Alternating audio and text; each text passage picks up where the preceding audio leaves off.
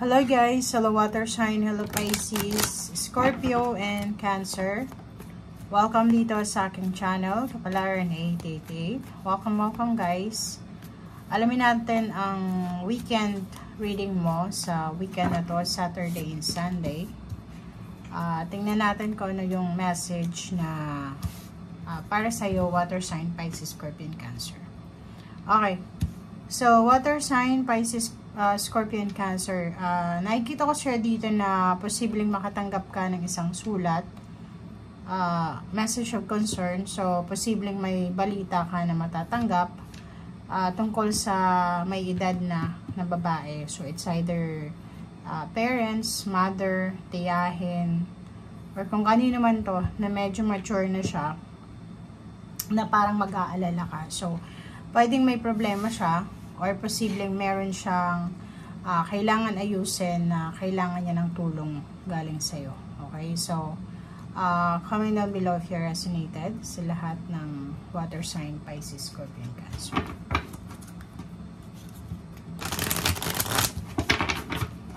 Okay. Kumuha tayo dito ng one card, water sign. Door to Spirit.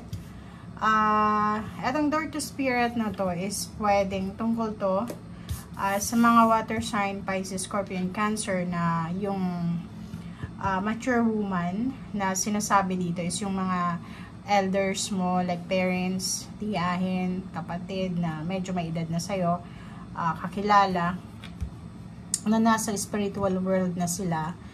And this weekend, sinasabi na yung worries mo, kasi 3 plus 2, 5 din siya, and 5 din to. So, yung worries mo, yung mga concern mo sa buhay, pwede mong sabihin sa kanila, okay? Kasi yung spiritual world, yung door to spirit and door ng human or yung ng mga taong buhay ay bukas sa weekend na to para sa inyo. So, sinasabi na lift everything sa lahat ng may mga problema dyan, may mga concern or mga alalahanin sa buhay. Ito na yung tamang panahon para humingi ka ng assistance, ng guidance, humingi ka ng protection from your spiritual helpers. Okay?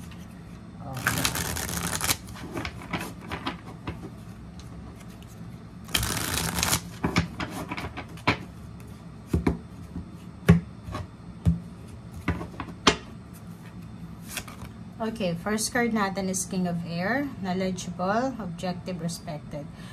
So, nakikita ko sir dito isang air signs, Gemini, Libra, and Aquarius, or literal Libra.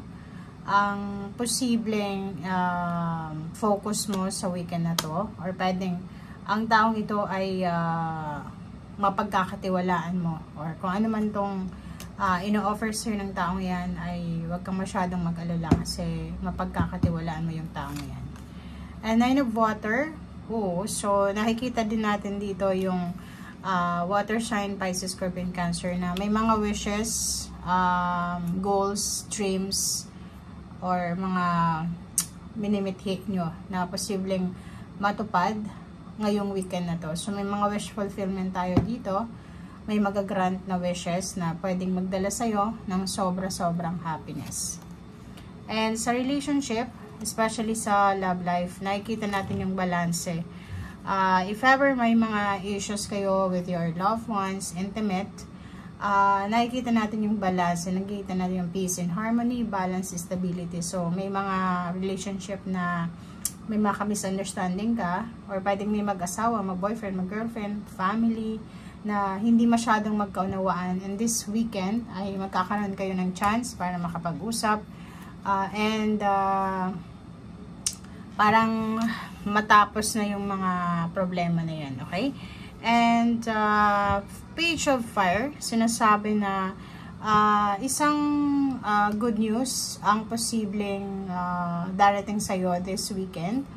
Pwedeng Sunday siya, or pwedeng Saturday, or pwedeng Friday night, ngayong gabi, na posibleng magdala sa'yo ng sobra-sobrang motivation. Or yung iba sa inyo dyan, may couple dito, it's either mag-best friend, mag-boyfriend, mag-girlfriend, mag-ina, magkapatid, magkapitbahay, partner sila na sobrang motivated sila na kung ano man to na gusto nilang gawin sa kanilang buhay. And transformation, ang transformation card na to is nagsasabi na may marirealize ka this weekend. Marami kang life lesson na posibleng makuha, and may mga life-changing events or situations sa buhay mo na magdadala ng transformation and freedom sa buhay mo. Overall siya, okay? Parang turn of events. And number 12, 3, nakikita ko siya dito na may mga iba sa inyo dyan na natatakot siguro sa pagbabago na nagaganap sa buhay mo, but yun nga sinasabi sa'yo na huwag kang matakot, okay? Let go, let God, let it flow. Hayaan mo yung flow ng energy ngayon. Kung ano yung energy na dumadalo ngayon sa buhay mo, hayaan mo lang. Okay? Ace of Earth. Ace of Earth, nakikita natin yung abundance, opportunity, and resources sa sabing money. So, may mga work in progress kayo dito.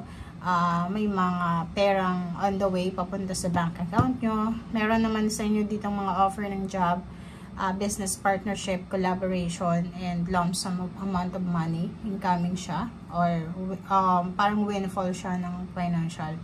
So yung Ace of Earth na to is bibigyan ka ng pagkakataon or opportunity, possibility ng universe, ng ating Panginoon na makuha, ma-manifest yung abundance or prosperity na minamanifest mo. And 5 of Water, nakikita ko siya dito na nandito ka na sa moving on. So, wala ka na doon sa regrets. And nakikita ko yung transformation na mangyayari sa buhay mo this weekend.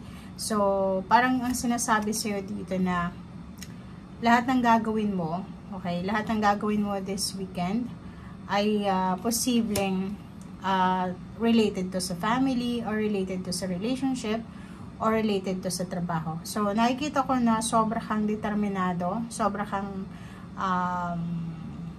defensive, parang ganun. Lahat ng challenges na posibleng dumating sa'yo ay handa ka na protectionan yung sarili mo, i-overcome lahat ng obstacles and challenges. And last card natin is Queen of Earth. So, eto yung baraha mo. So, this weekend, nakikita ko na you are free, diba? You are free. No more procrastination, no more fear, no more regrets, kasi wala ka na dito sa 5 of Water. And freedom, nakikita ko siya dito na sobrang kang capable. So lahat ng minamanifest mo, lahat ng pinapangarap mo ay makukuha mo siya kasi motivated ka. Kung makikita mo yung 7 of Fire katabi ng Queen of Earth, na sa usaping pinansyal, wala kang uurungan na laban. Lahat gagawin mo, lahat ng minamanifest mo, lahat ng pinaplano mo ay itutuloy mo sa ayaw at sa gusto ng mga tao sa paligid mo. Basta itutuloy mo. Okay? Thank you guys. Bye!